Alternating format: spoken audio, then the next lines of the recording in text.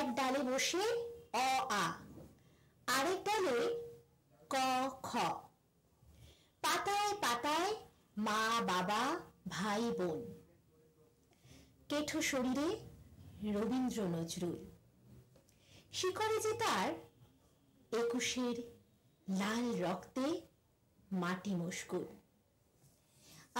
এই যে ১৯৫২ সালের ২১শে ফেব্রুয়ারি দিনটি এমন একটা দিন যা সারা জীবন প্রত্যেকটা বাঙালির কাছে স্মরণীয় হয়ে থাকার মতো দিন।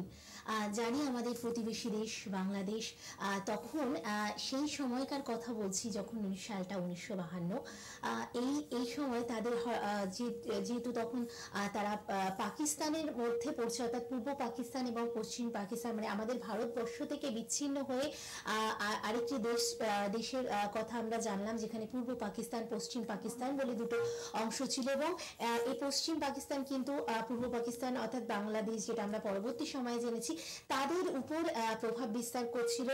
তারা চাইছিল যে রাষ্ট্রীয় ভাষাটা যাতে উর্দু হয়।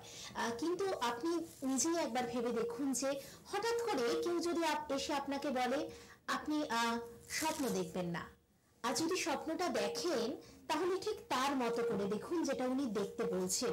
যদি আপনি মনে করেন যে আপনি ফুল ভালোবাসেন, সে আপনাকে এসে বলল না, তোমাকে ফুল ভালোবাসলে হবে না, তোমাকে কাঁটাকে ভালোবাসতে হবে। এভাবে কি সম্ভব? সম্ভব নয়। কারণ ভালোবাসা থেকেও বড় কথা যেটা হচ্ছে আমাদের স্বজাত মানুষ স্বপ্ন দেখে। আমি তো এই কথাটা বারবার এই কারণেই বলছি, আমরা যদি চোখ বন্ধ করে কিছু ভাবি, সেই ভাবনার মধ্যেও আমরা যে কথাগুলোকে তুলে আনি সেটাও কিন্তু আমাদের বাংলা ভাষাই হয়। আর এই যে প্রত্যেকদিন আমরা আমার কাছের মানুষের সঙ্গে কথা বলার জন্য যে ভাষা ব্যবহার করছি সেটাও বাংলা ভাষা হয়। কিন্তু সেই যে বাংলা ভাষাটা, যার জন্য একটা সময় ১৯৫২ সালে ২১শে ফেব্রুয়ারি আমরা জানি যে এই যে দিনটা আজ বর্তমান সময় ২১শে ফেব্রুয়ারিকে স্মরণীয় করে আমাদের আন্তর্জাতিক মাতৃভাষা দিবস দিনটি পালিত হয়। কিন্তু কি হয়েছিল সেই ১৯৫২ সালে ২১শে ফেব্রুয়ারি? হঠাৎ তাদেরকে বলা হয়েছিল, অর্থাৎ পূর্ব পাকিস্তানের যারা ছিল, যারা বাংলা ভাষাভাষীর মানুষ, তাদেরকে বলা হয়েছিল যে রাষ্ট্রীয় ভাষা উর্দু হবে এবং বাংলা ভাষা ব্যবহার চলবে না। তো সেখানে যেন কোথাও একটা গিয়ে নিজের অস্তিত্বর যেন সংকট চলে এসেছে। সেই অস্তিত্বের সংকট ভীষণভাবে ভয়াবহভাবে বুঝতে পারছিল প্রত্যেকটা মানুষ। ঢাকার রাজপথে নেমেছিল সেই ২১শে ফেব্রুয়ারি। ঢাকার রাজপথ হয়ে গিয়েছিল রক্তে লাল, কত শত শহীদের রক্তে লাল হয়ে গিয়েছিল। ছাত্র নেতারা ছিল যারা এগিয়ে এসেছিল এবং একটা সময় যুদ্ধে হয়তো তাদের বুকের ছাতি ছিন্ন ভিন্ন হয়ে গেল, রক্তে ছিন্ন ভিন্ন হয়ে গেল, কিন্তু দুঃখিনী বর্ণমালা তিনি কিন্তু একটা সময় পর গিয়ে হাসতে পারলেন, কারণ আমাদের বাংলা বর্ণমালার জয় হলো। অ আ ক খ, যেগুলোর মধ্যে দিয়ে আমরা বড় হয়েছি, যেগুলোর মধ্যে দিয়ে আমরা কথা বলতে চাই, স্বপ্ন দেখতে চাই, ভালোবাসতে চাই, আমাদের হৃদয়ের মধ্যে বসবাস করে যে বাংলা ভাষা, সেই ভাষার স্বীকৃতি পেল। তো কত শত শহীদের রক্তে রাঙানো সেই ২১শে ফেব্রুয়ারি, যে জন্য বারবার তাদের উদ্দেশ্য করে একটি গান উঠে এসেছে সেই সময়, যে আমার ভাইয়ের রক্তে রাঙানো ২১শে ফেব্রুয়ারি, আমি কি ভুলিতে পারি। সত্যি এই দিনটি ভোলার নয়। কিন্তু এই সমস্ত যে এই ২১শে ফেব্রুয়ারি দিন যখন আসে, তার কিছুদিন আগে থেকে বা ২১শে ফেব্রুয়ারির দিন বা তার কয়েকদিন পর এইটুকু সময়ের মধ্যেই যেন আমাদের বাংলা ভাষা নিয়ে চর্চা করা এবং বাংলা ভাষা নিয়ে ভাবার সময়টুকু বোধহয় শুরু হয়। তারপর কি সবটাই ইতিহাস হয়ে যায়? বাংলা ভাষা নিয়ে তো আমরা কথা বলছি, সবকিছুই চলছে, কিন্তু যখন কোনো মানুষ বা যখন আমার সন্তান বা আমার ছেলে বা আমার মেয়ে বা আমার পাশের বাড়ির কেউ, যখন আমার চেনা জানা কেউ বাংলা ভাষা নিয়ে পড়াশোনা করতে চায়, বাংলা সাহিত্য নিয়ে পড়াশোনা করতে চায়, তখন কোথাও একটা গিয়ে অভিভাবক অভিভাবিকারা বা অধিকাংশ অভিভাবক, সবার ক্ষেত্রে বলছি না, অধিকাংশ অভিভাবক তারা এবং পাড়া প্রতিবেশীরা কোথাও একটা গিয়ে যখন শুনতে পাচ্ছে ওই ছেলেটা বাংলা ভাষা ভাষা নিয়ে পড়ে।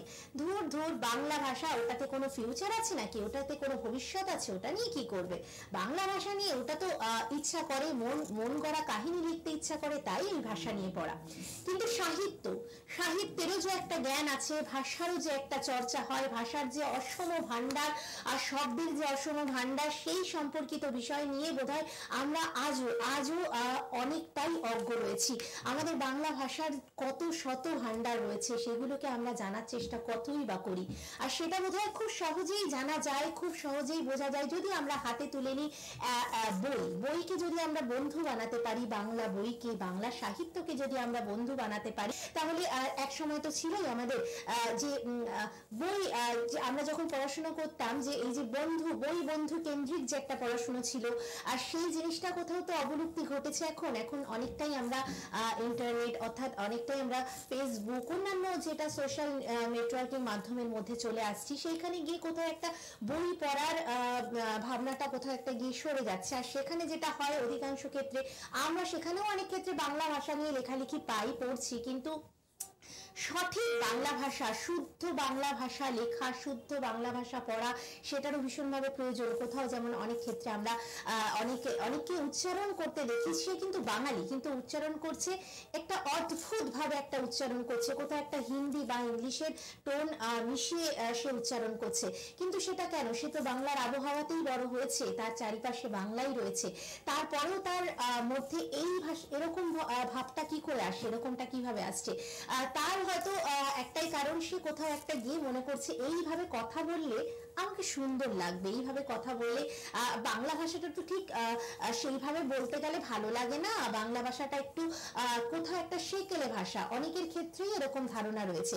তো সেই চিন্তা ভাবনা থেকে তাকে একটু মডার্ন করার জন্য, অর্থাৎ আধুনিক করার জন্য, ছোটখাটো বাংলা ইংরাজি ভাষা আমরা প্রত্যেকেই ব্যবহার করি, যেমন আমি এই মুহূর্তে বললাম মডার্ন শব্দটা, কিন্তু যে বাংলা ভাষা বলতে বলতে বাংলা ভাষার মধ্যে সম্পূর্ণ দুটো ভাগ করে নিলাম, যে আমরা 90টা বাংলা ভাষার মধ্যে আমরা 80টা ইংরাজি বললাম, আর বাকিটা বাংলায় বলার চেষ্টা করলাম। এটা খুবই অদ্ভুতই লাগে শুনতে, খুবই অদ্ভুত রকমের। তো এই ক্ষেত্রে আমাদের যেটা বারবার বলতে হচ্ছে, বারবার ভাবতে হচ্ছে, বাংলা ভাষাকে নিয়ে এত কথা, এত চর্চার এই কারণ কোথাও না কোথাও গিয়ে কিন্তু এমন বহু ভাষা আছে যা আজ নেই, যা একটা সময় ছিল, কিন্তু কোথাও না কোথাও গিয়ে অবলুপ্তি ঘটেছে। সেইটা যেন আমাদের বাংলা ভাষায় না হয়। আমাদের নজরুলের সাহিত্য, রবীন্দ্র সাহিত্য, কবি সুকান্ত ভট্টাচার্য রয়েছে, জীবনানন্দের ভাবনা, প্রকৃতি চেতনা, এই সমস্ত কিছু নিয়েই যেন আমাদের বাংলা সাহিত্য, আমাদের বাংলা ভাষা, যেগুলো সবসময় আমাদের হৃদয়ে, আমাদের মননে, আমাদের স্বপ্নে বসবাস করে, আর সেটা যেন থাকে, সেটা যেন আরো এগিয়ে চলতে থাকে, কোথাও যেন স্তব্ধ না হয়ে পড়ে। এখানে স্তব্ধ হয়ে পড়া মানে আমাদের স্বপ্ন দেখা বন্ধ হয়ে যাওয়া, আমাদের প্রত্যেক দিনের ভাবনাকে, আমাদের নৈতিক চেতনাকে, সাংস্কৃতিক একটা অবক্ষয় হওয়া। কারণ বর্তমানে গণমাধ্যমের ক্ষেত্রে অনেক সময় আমরা দেখছি অশুদ্ধ বাংলা, যেগুলো শুনতে খুবই খারাপ লাগে, যেগুলো শুনতে একেবারেই ভালো লাগে না। আমাদের প্রত্যেককে চেষ্টা করতে হবে শুদ্ধ বুঝতে এবং জানতে, এবং আমাদের হৃদয়ে যেহেতু বাংলা ভাষা সবসময় রয়েছে, সেই বাংলা ভাষাকে নিয়ে আমরা অবশ্যই এগিয়ে চলবো। আজকের মতো এখানেই শেষ করতে হচ্ছে, যেহেতু সময়টা সংক্ষিপ্ত রয়েছে, তাই আজকের মতো আমরা এখানেই শেষ করছি। অবশ্যই দেখা হবে পরবর্তী পর্বে, সেখানে আরো অনেক কথা শুনবো, অন্য কোনো বিষয় নিয়ে আমরা আলোচনা করব।